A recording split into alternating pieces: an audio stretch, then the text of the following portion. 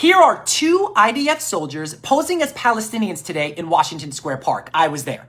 And I need you to watch exactly what happened.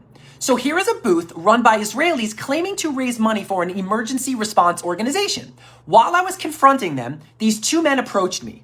They told me they were Palestinian students from Gaza. We talked for a few minutes, shared some stories, and then things got disturbing. The first question they asked me was, am I or am I not with the resistance? And then proceeded to show me gruesome photos and videos of October 7th victims. They put a picture in my face of a female victim and said, you see her? I raped her 10 times and then I stabbed her to death. And then they showed me a picture of a young child and said he was crying so much that they had to shoot him in the head because at the end of the day, he was going to grow up to be an IDF soldier anyway. They tried to force me into a trap, support the resistance and be painted as supporting murder and rape, or reject it and be painted as opposing Palestinian freedom. I refused both and stood by my principles. I mean, this was horrifying. They wanted me to believe that Palestinians rape Israeli women, murder Jewish children, and want all Jews dead. They were literally manufacturing Palestinian hatred of Jews. And do you know what the most disturbing part was? That these IDF soldiers were actually telling their truth.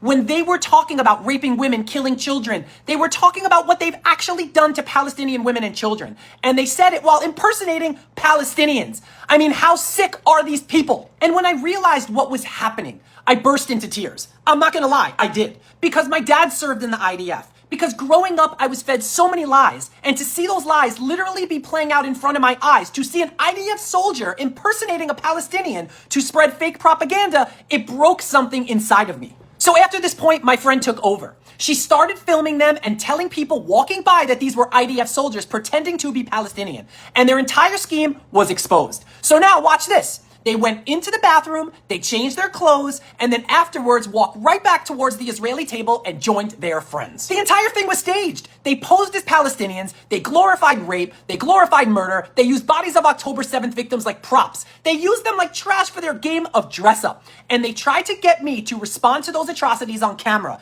They didn't expose me, they didn't expose Palestinians, they exposed themselves. And that's what they keep doing, because the world knows exactly who they are. So I'm asking you to please share this video. People deserve to see what's happening in Washington Square Park today. Palestinians have been dehumanized enough. We can't allow IDF soldiers to take over their identities too.